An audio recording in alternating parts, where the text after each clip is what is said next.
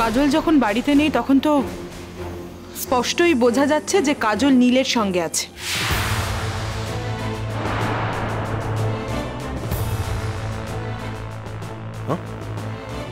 কি এসব কথা মানে কি?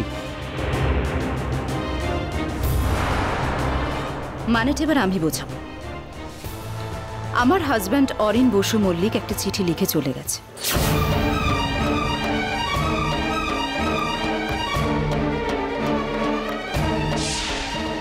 কোথায় গেছে কেউ জানে না, কিচ্ছু বলে যায়নি। অবশ্য হ্যাঁ, চিঠিতে কথা লিখতে সে ভোলেনি যে কাজল যেদিন ওই বাড়িতে ফিরে আসবে সেদিন নাকি ও ফিরে আসবে। কাজল ফিরে আসলেই কোন মন্ত্র বলে না কেউ জানতে পেরে যাবে। দেখুন, আপনাদের ছেলে কি চিঠি লিখে গেছে তার দায় আমি মানে নাকি? এবে দল বেঁধে ঝগড়া করতে এসছেন যে? না না না না না না, আমরা ঝগড়া করতে আসিনি কো। এই মিনু আমরা ভালো। ঝগড়া করতে ইচ্ছে হচ্ছে আমার মেয়ের দাদা। আমার মেয়ের দাদা হলো হেড ঝগড়ুতে, আর ওনারা হলো ওর সঙ্গে পাবো। হ্যাঁ, এবারই তোমার গালে না ঠাস করে চড় বসিয়ে দেবো এবার। দেখেছিস মিনু আমাকে চড় মারবে বলতে? তুমি বা আগ বাড়িয়ে কথা বলতে যাচ্ছ কেন? চুপ করো না বাড়িদি। তুই যা দেখিনি এখান থেকে। তুই এসেছিস কিসের জন্য? আমার সঙ্গে এসেছিস কিসের জন্য? যারা অন্যায় করছে তাদেরকে কোনো কথা বলতে পারছে না, আর আমার উপরে গজরি করছে। তোরা তোকে আমি লাগবে না।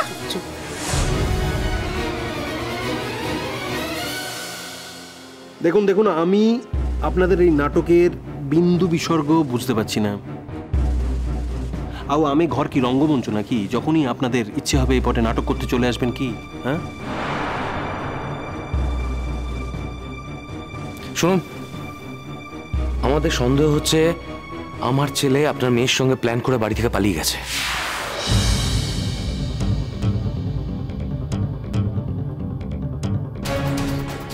কি যা তা কথা বলছেন আপনারা? আমি জিও তো একটু আগেই। মাসি মাসি চুপ চুপ করো, কোথায় কথা কইবা কোথাও? চুপ। হ্যাঁ, কি কি বলছিলেন? হ্যাঁ, আপনি বলছিলেন। দেখুন, মোর মনে হচ্ছে যে আপনি একটু আগেই গোট্টেজনকে খুন করে এ বাড়িতে এসছেন।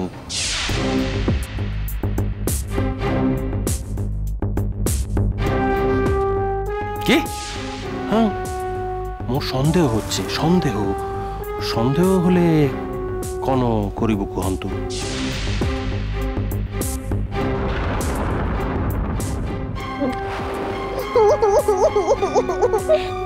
দেখেছিস মিনু কেমন থতামো ভোতা করে দিয়েছে মেয়ের দাদা।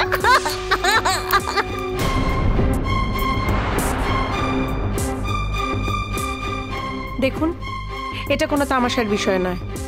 যেদিন কাজল আমাদের বাড়ি গিয়েছিল তার পরের দিন সকাল থেকে আমার দেওরকে খুঁজে পাওয়া যাচ্ছে না। আর আপনারা তো এখন বলছেন কাজল বাড়িতেই নেই।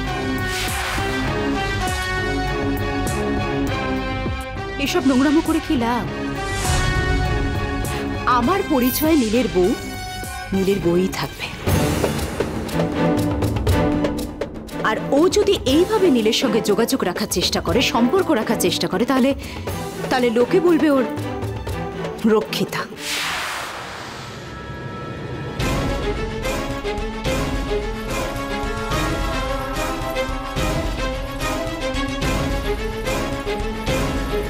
খবরদার!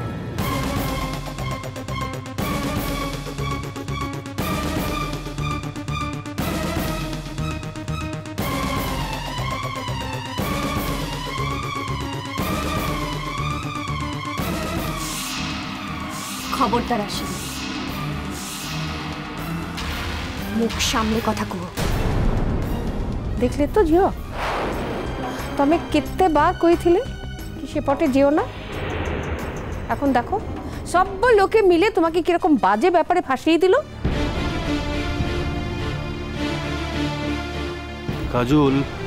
কাজল এরা যে কেতে নিকৃষ্ট শ্রেণীর মানুষ বোঝো না তুমি?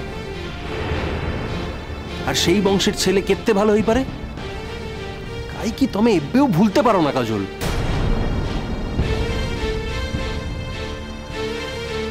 দেখুন, আমাদের নিয়ে যা বলছেন বলছেন, আমাদের ছেলেকে নিয়ে কোনো কথা বলবেন না। একেতেই আমাদের ছেলেটা ঘর ছাড়া। সুজবাবু প্লিজ। কাজল, তুমি কি জানো নীল কোথায় যেতে পারে? জানে মানে? ওই তো পাঠিয়েছে ফন্দি করে। এখন শুধুমাত্র এখানে আছে পরিস্থিতি দেখার জন্য। আস্তে আস্তে সবকিছু শান্ত হয়ে যাবে, তখন ঠিক ও পালাবে এখান থেকে, এই আমি বলে দিলাম। ও জানে না আরশি, আমরা অন্তত ছেড়ে দেওয়ার লোক নই। আরশি, এখন তো কথাটা আমি বলছি। গুমি, আমাকে প্লিজ কথাটা বলতে দাও। কাজল, কোনো আন্দাজ আছে তোমার নীল কোথায় যেতে পারে? না, তবে এটি বলতে পারি, ও যদি বাড়ি ছেড়ে পরে গিয়েও থাকে, তাহলে ওর বাড়ি লোকেদের জন্যই গেছে।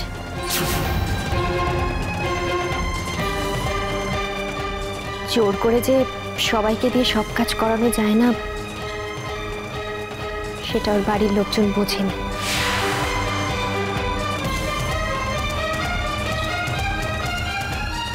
ঠিক ঠিক ঠিক ঠিক ঠিক বলেছে আমার কাজল জানি। হ্যাঁ, এবে মু বাকি যে কথাগুলো কইবি তা তোমরা শুনবে।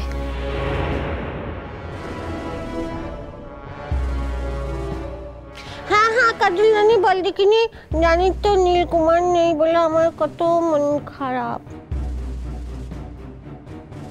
শোনো আরশি দিদি, মোর দয়ায় তুমি নীলের জীবনে বউ হয়ে যেতে পেরেছ, কিন্তু মোর দোয়াটাই তো সবু নয়। নিজের স্বামীকে কি করে ধরে রাখতে হয় সেটা নিজেকেই জানতে হয়। যদিও মোর সে যোগ্যতা কোনোসি দিন থিলা না, তাই নীল তোমর কাছ থেকে মোর পাখরে আসিথিলা। তারপরেও যখন মোর জোর করে ওকে ফিরিয়ে দিয়েছিলাম, তারপরেও কোনোদিনের জন্য তোমার হয়নি।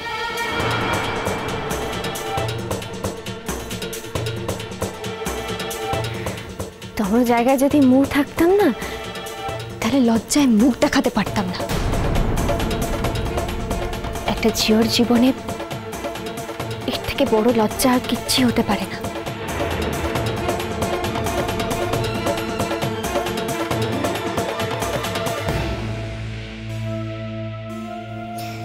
কিন্তু আসল কথা হলো, তুমি নীলকে ধরে রাখতে পারোনি।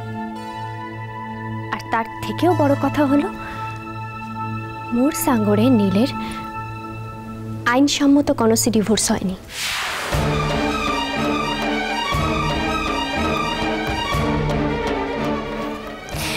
কাগজে কলমে সই করে আর যাই হোক না কেন, কোনো স্বামী স্ত্রীর ডিভোর্স করা যায় না।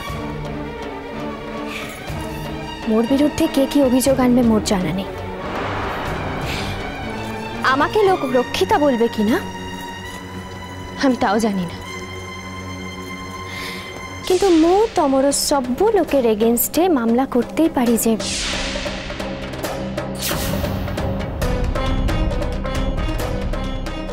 তোমরা সবু মিলে মতে জোর করে মোর শ্বশুর বাড়ি থেকে বের করে দিয়েছো এবং উদ্দেশ্য প্রণোদিতভাবে মোর স্বামীকে সরিয়ে দিয়েছো তোমরা।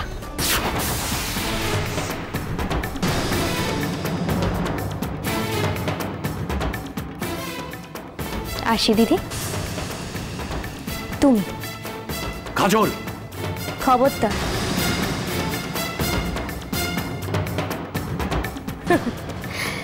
একদম ধমকাবেন না শুভঙ্কর বসু মল্লিক।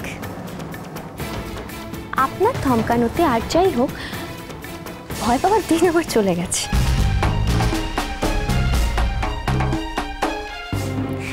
মুঝে ওই বাড়ি ছেড়ে এপটে চলে এসেছি, সেটা শুধুমাত্র নীলের কথা ভেবে। আপনাদের কারোর ভয় নয়,